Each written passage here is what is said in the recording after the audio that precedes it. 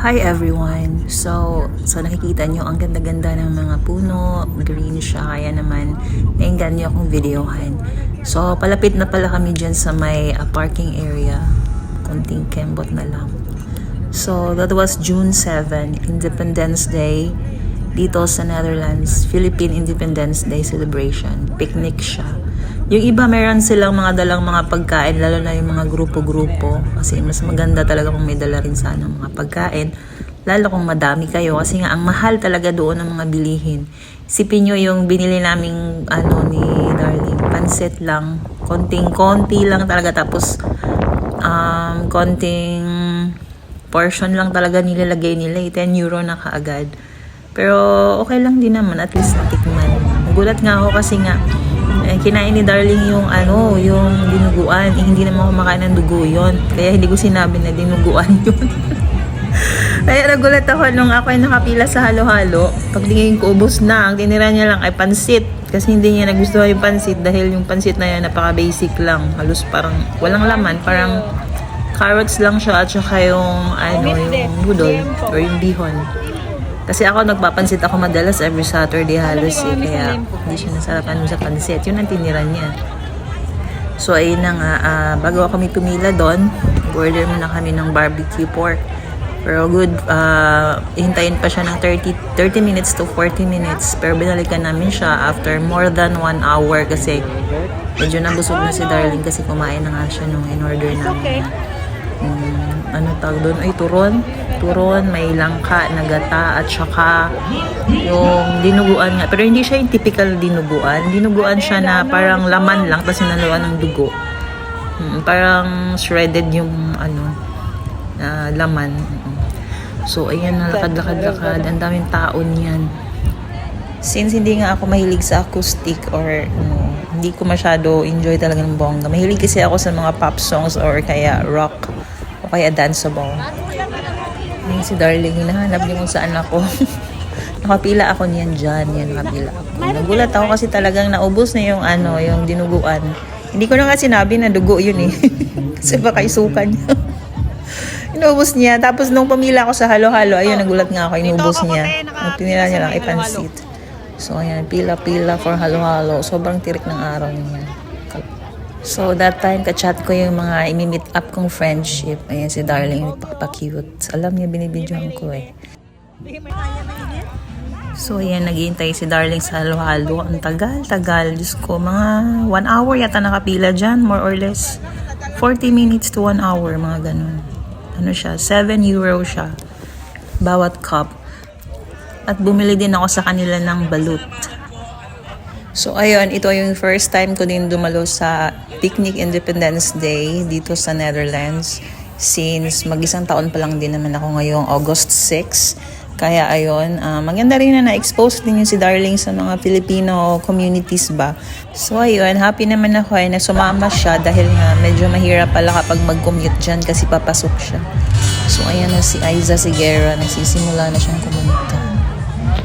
Medyo in-expect niya na baka may susunod pa na like band or yung solo. Pero si Aiza Sigera lang kasi talaga yung invited dyan. Si Darling kumakain ng barbecue. Sabi niya, makunat yung barbecue. Parang rubber. Medyo may kaartihan lang kasi talaga yan si Darling sa pagdating sa pagkain. Lalo na yung mga meat. Ayaw niya nung medyo ma-fat. Ayaw niya nung rubbery.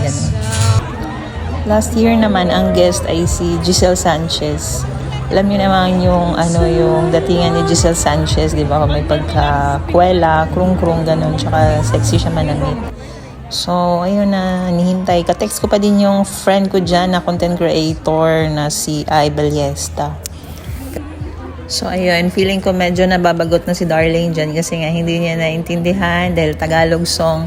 Pero kumanta rin naman si Aiza Sigera ng English songs. Pero yun nga, kahit English songs din, hindi naman alam ni Darling yun.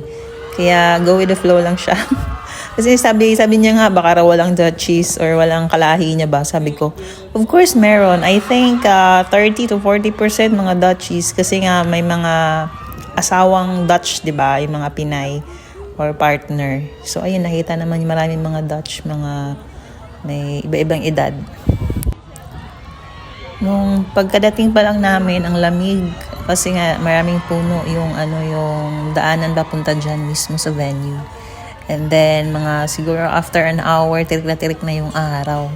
Tapos nung mga alas 4, around 4 to 5 p.m, umulan na.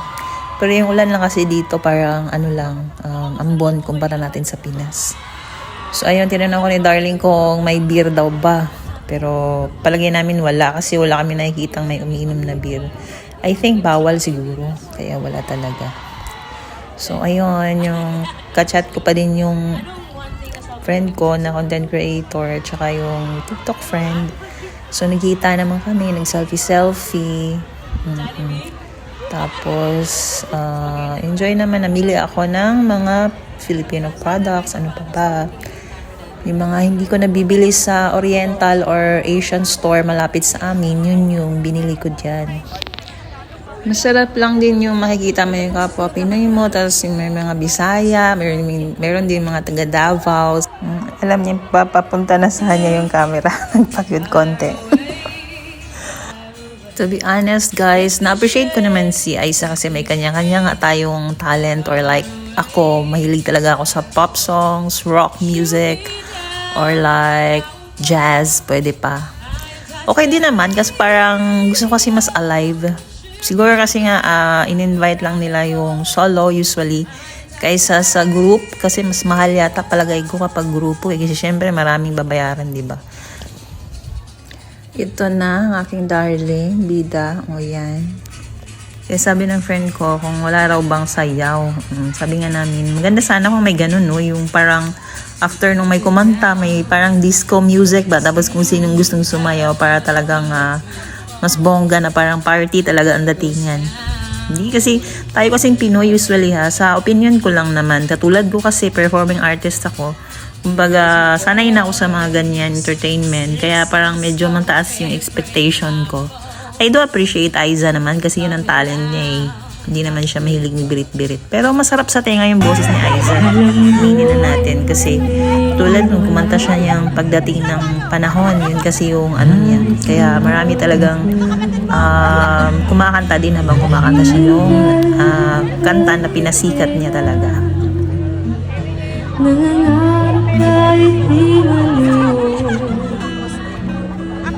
mamahalin mo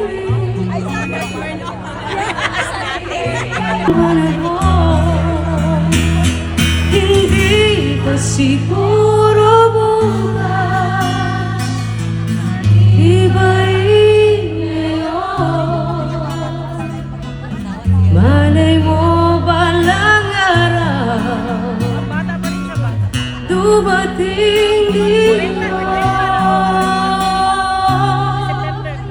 Pagdating ng panahon, baka ikaw rin ako.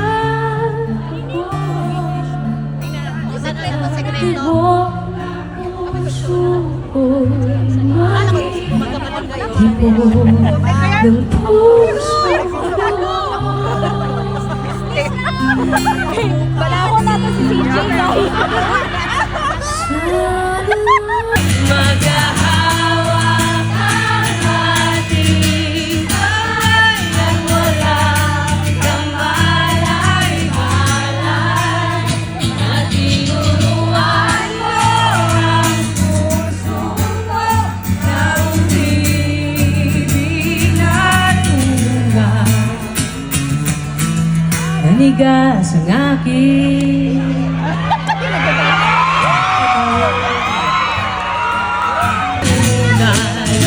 maghahawak ang ating kamay, walang kamalay-malay, na tinuruan